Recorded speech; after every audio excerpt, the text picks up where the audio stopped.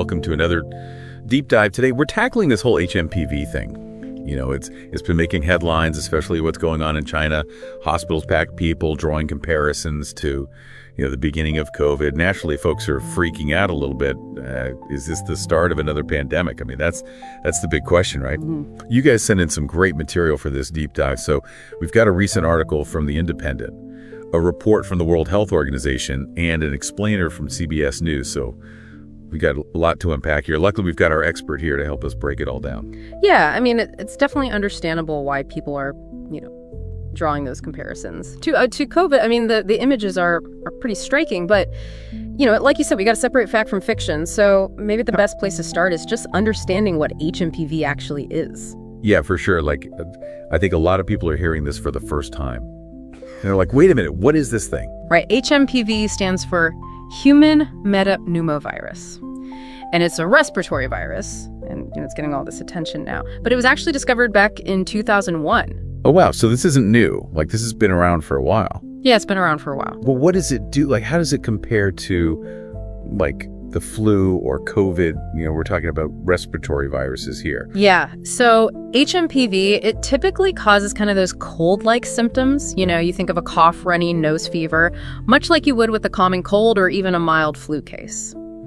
But here's where things get a little bit more nuanced. For certain groups, like infants, the elderly, people with, weakened immune systems, it can sometimes lead to more serious complications like bronchitis or pneumonia. Okay, so it's kind of like those other viruses where it hits some people harder than others. Yeah. But if this has been around for over 2 decades, why are we suddenly seeing all this panic now? Well, that panic is largely stemming from what's happening in China. They're seeing a surge in hMPV cases. And those pictures of crowded hospitals that you mentioned, they're circulating online, and it's naturally causing some concern. Yeah, I mean, the Independent article had some pretty stark images. Yeah. And they even quoted some people comparing it to the early days of that COVID-19 outbreak. Yeah. Which is, obviously unsettling. But again, if this isn't a new virus, why the sudden uptick? Yeah, that's a good question. I think it's important to look at the context here. The WHO report actually points out that this rise in hMPV cases is in line with what's typical for winter in the Northern Hemisphere. We got to remember, hMPV, just like many other respiratory viruses, it tends to circulate more during those colder months. And here's something interesting. Influenza is actually more prevalent in China right now than hMPV. Wait, so there's more flu going around than this hMPV that everyone's worried about? That's a pretty crucial detail. I feel like a lot of people are missing that. Absolutely. I think it just highlights how media coverage can sometimes skew our perception of risk. Yeah, for sure. I think there's a lot of pandemic fatigue going on after COVID. Anything that sounds remotely like another outbreak kind of triggers those alarm bells. Mm-hmm. But you're saying we shouldn't be hitting the panic button just yet? Not necessarily. I mean, we should certainly monitor the situation closely, but there's a key difference between hMPV and COVID-19 that I think is really worth highlighting. COVID-19 was a novel virus, meaning it was completely new to the human immune system. No one had any pre-existing immunity, which is part of what allowed it to spread so rapidly and cause, such widespread illness. But hMPV, on the other hand, has been around for a while. So most of us have at least some immunity built up. I mean, that's got to be a factor in how it spreads, right? Absolutely, because hMPV has been circulating for decades. Most people, especially adults, have developed some level of immunity through previous exposure, which makes it far less likely to cause a pandemic on the scale of COVID-19. Okay, well, that's a huge sigh of relief. So we've got a virus that's not new. Most people have some immunity to it. And while China's seeing a surge, it's not necessarily out of the ordinary for this time of year. So where does that leave us? What should we be doing and what should we be watching for? Those are the key questions. And it's important to remember that even though hMPV may not be the next pandemic, it does raise some important considerations about global health and our preparedness for future outbreaks.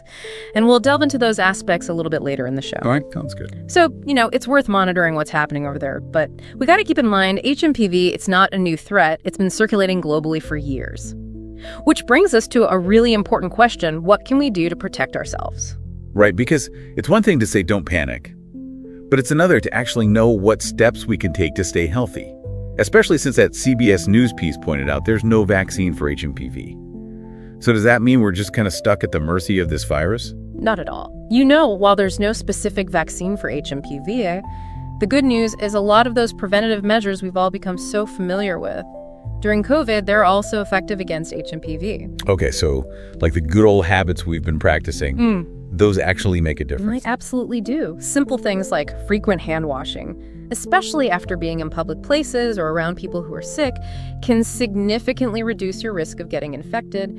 And remember the power of good respiratory etiquette, coughing or sneezing into your elbow, not your hand, wearing a mask if you're feeling under the weather, or in crowded, poorly ventilated spaces. It's amazing how those basic practices can be so powerful in preventing the spread of these viruses. They really can. And while there's no specific treatment for hMPV, supportive care, much like with the cold or the flu, is key. So getting plenty of rest, staying hydrated, using over-the-counter medications to manage, things like fever or aches. And of course, if you're experiencing severe symptoms, especially difficulty breathing, it's crucial to seek medical attention promptly. So basically, we're not helpless.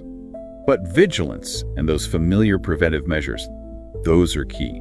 Which brings us back to that question of global health and pandemic preparedness. You mentioned earlier that hMPV, even if it's not the next COVID, it offers some valuable lessons. So what are some of those key takeaways? Well, I think this situation with hMPV really underscores how interconnected our world is when it comes to infectious diseases. What happens in one corner of the globe can quickly have ripple effects elsewhere. And it's a reminder that while we may have dodged a bullet with hMPV, we really need to stay vigilant and proactive in preparing for future outbreaks. Yeah, that's a really sobering thought.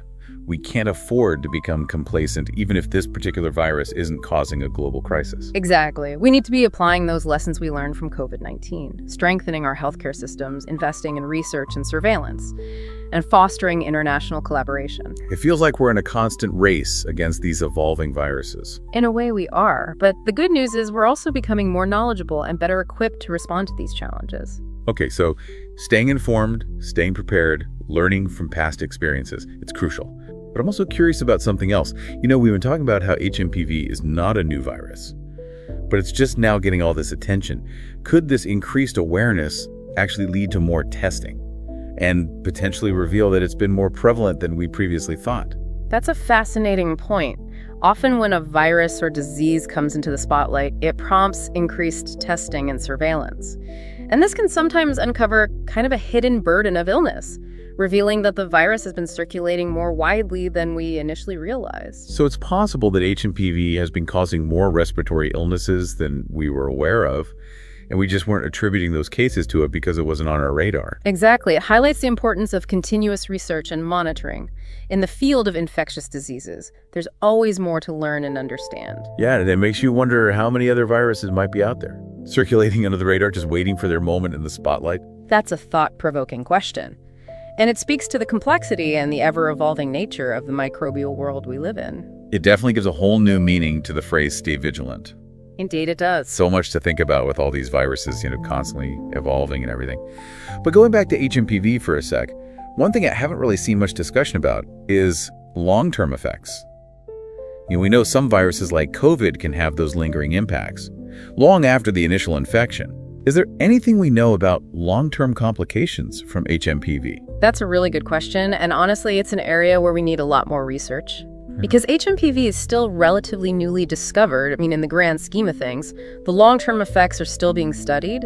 It's certainly possible that there could be some lingering consequences for certain individuals, especially those who experienced more severe illness. So another mystery yet to be solved, huh? Feels like with viruses, there are always more questions than answers. It's true. It's the nature of science. We're constantly learning and refining our understanding. And the more we learn about hMPV, the better equipped we'll be to, manage and potentially prevent future outbreaks. So I guess the takeaway here is while we can breathe a sigh of relief that hMPV isn't looking like the next pandemic, it's a good reminder that we can't let our guard down. Couldn't agree more. It's a call to action to stay informed, practice those preventive measures we talked about, and support research efforts that help us stay ahead of these, evolving health challenges. Well said. This deep dive has definitely been eye-opening, shedding light on a virus that many of us weren't even aware of until recently. But I think what I'm taking away from this conversation is that knowledge is power. The more we understand about these viruses, the better prepared we are to protect ourselves and our communities. Absolutely. And remember, while the news can sometimes focus on those scary headlines, we are making incredible strides in understanding and combating infectious diseases. It's a constant, back and forth, but we're learning and adapting with each new challenge. That's reassuring to hear. So everyone listening, thanks for joining us on this deep dive into the world of hMPV. Stay curious, stay informed, and stay healthy out there. And don't forget to wash your hands.